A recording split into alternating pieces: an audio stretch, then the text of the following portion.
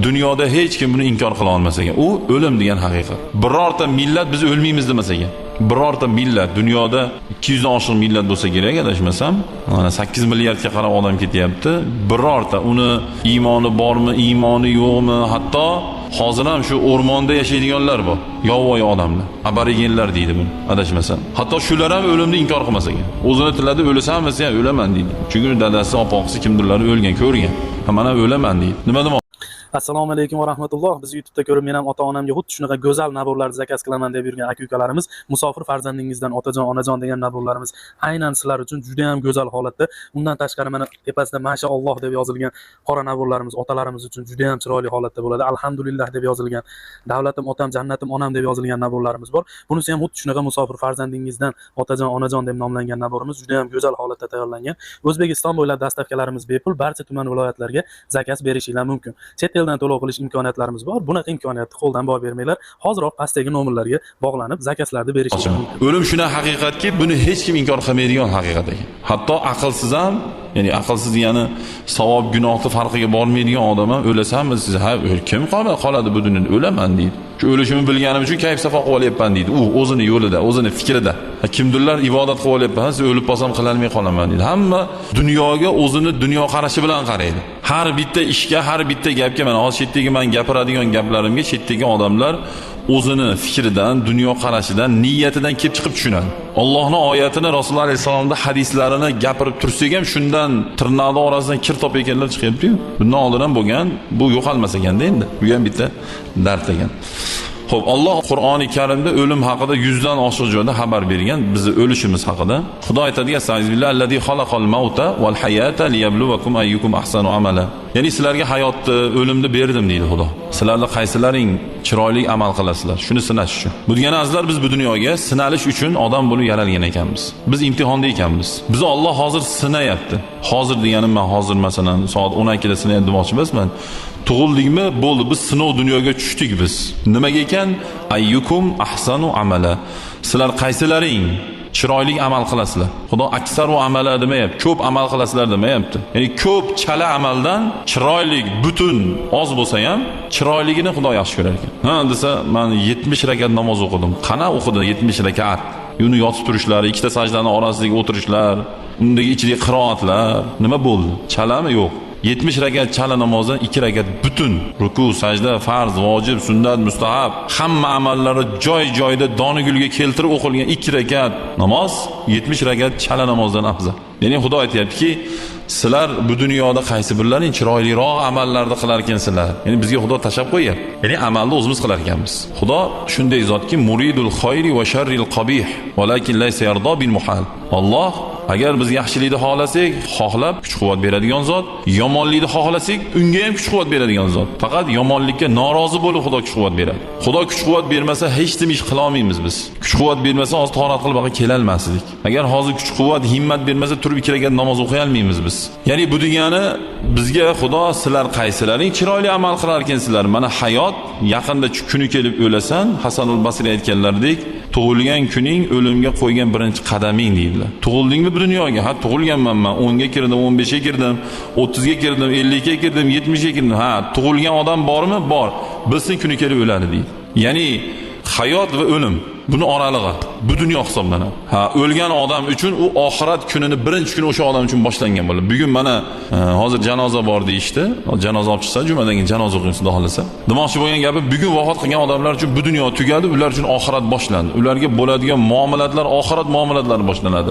U rohatmi, u azobmi farqi yo'q. Xudo boshqa bir oyatda aytadi, "Sa'ilbi kullu man alayha fan" deydi. Yer yuzida hech kim qolmaydi, hech nima qolmaydi deydi. Ulug'lik egasi bo'lgan faqat men qolaman deydi Xudo. Bitta Xudo qoladi. Boqiy Xudo, abadiy Xudo. Huval avval val axir. Xudoning avvalini avvali yo'q, oxirini oxiri yo'q. Xudoni hech kim yaratmagan. Xudo xoliq, Xudo yaratuvchi. La sharika lahu, uni sherigi yo'q. La yanamu va la yamut. Xudo uxlamaydi, Xudo o'lmaydi. Shunday buyuk Xudoyimiz bor. Xudo aytadi, mendan boshqa hamma yo'q bo'ladi deydi. Hamma o'ladi deydi. Kullu nafsin za'iqatul maut deydi. Har bir tirik jon borki, u o'lim degan narsani totadi deydi.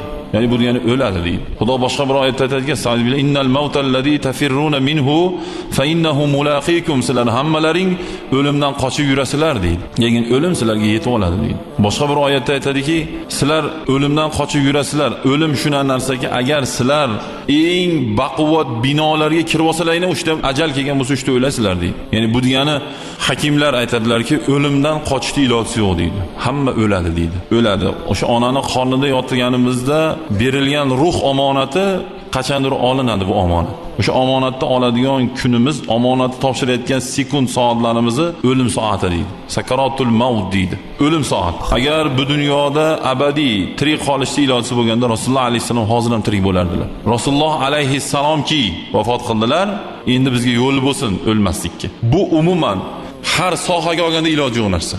Har sohaga nima ish qilsak qilaylik, o'limdan qochib qutulib bo'lmaydi. Xudo bizga bergan umrni, bergan rizqni yashaymiz. Xo'p, o'limdan qochib qutulib bo'lmasak, unda nima qilaylik? Nima qilaylik unda? Endi bitta yo'l qoldi. U nima edi? Endi o'limga tayyorgarlik ko'r. Qishda g'amini yozda ye deydi, to'g'rimi? Qishda g'amini yozda yegan. To'y qilayotgan oldin 1 oy, 2 oy oldin harakat qilishni boshlaydi, to'y qilayotgan oldin. To'yxonasini gaplashadi, xarajatda, xullas o'ziga yarasha muammosi. Uy qurayotgan odam ham shu. Endi bizni o'limga bo'lgan tayyorgarligimiz, o'limdan keyin bizga nima asqotadi degan savol. Qishga nima asqotadi? Ha, o'tin, ko'mir, issiq joy yo dom yo hokazo. Shuni qilamiz. Safarga ketyapmiz. Nima asqotadi? Chachiq avval, sho'rti avval, mayka avval, chachiq avval, pul avval, chimadan avval. Safarda kerak narsani biz olishimiz shu tayyorgarligimiz bo'ladi. Xo'p, endi o'limga tayyorgarlik ko'r. Nima degani bu desa, ba'zi birlar aytadiki, hamma o'lim tigimgacha qilib qo'yganman. Mayli, qilib qo'yishlik yaxshidir, lekin o'limtik o'lgan odamning g'ami emas. O'limtik bu biz tiriklarning g'amimiz. Bir odam vafot qilsa, uni kafanlash, yuvish, janozasini o'qish va olib borib ko'mish biz tiriklarning zimmamizga vojib bo'ladi. O'limga tayyorgarlik o'lgandan keyingi kerak bo'ladigan, o'lgandan keyingi asqatadigan narsalarni bosib tashlash kerak. O'ziga kerak narsani ko'pgina olib qo'ygan odam doim xursand yuradi. Ha, desa men xotirjamman deydi. Men ko'pgina suv olganman deydi, yo'lda chanqamayman deydi. Benzinim baki, mashinamni baki to'la deydi. 620 kilometrga yetadi deydi. Xotirjam ketadi. Lekin benzinda baki qancha ozaygan sari agar qizil tomonda, qizil svet yongan holatda bo'lsa, nasrina yo'q ketadi, o'chib qolmaydi, nima bo'larkin deb ketadi. Xuddi shuni singari savob qopimizni qancha bosib to'ldirsak, aqdi shu asqatadi. Barzax hayoti deydi. Barzax hayoti o'lgandan keyingi hayot. Bu alohida boshqa bir olam. Bizga o'xshab yemaydi, ichmaydi, kiymaydi. Biz yeymiz, ichamiz, kiyamiz va hokazo. U hayot endi u hayotda bizni familiyamizga qarab, nasabimizga qarab va kimligimizga qarab endi muomala qilinmaydi endi. Chunki endigi barzax o'lganimizdan keyingi hayot endi bandalar bilan bandalarning muomalasi bo'lmaydi endi. Endi u muomala Xudo bilan biz oramizdagi muomala bo'ladi. Qabrimizga kirayotgan farishtalar ham bizni endi amalimizga qarab muomala qiladi. Alloh ham bizni qilgan ishimizga qarab muomala qiladi. Agar ishlarimiz yaxshi bo'lsa, Azroil alayhissalom ham jon olgani kelganda chiroyli suratda ko'rinadi. Bizni qo'rqitmaydi. Chiroyli suratda keladi. Agar amal yomon bo'ladigan bo'lsa, o'sha yerdan boshlanadi. Xunuk holatda kelib ko'rinadi. Jon olish qiyinlashadi. Jon berganimizdan keyingi ruhimizni chiqib ketishi, qabrga kirishimiz, munkar nakir farishtaning kelishi, u joydagi savol-javoblar, ularni kelib gurzi bilan keladimi? Urgani yo begurzi keladimi? Uni qandoq kelishini bugun siz, ertaga men o'zimiz hal qilamiz. Qandoq desa, agar menga Azroil va qabrdagi farishtalar xunuk ko'rinmasin, chiroyli muomalada bo'lsin desak, bo'pti, chiroyli amal qilaylik, yomon amal qilmaylik, gunoh amal qilmaylik, jinoyat qilmaylik, so'kinmaylik, harom ishlarni qilmaylik.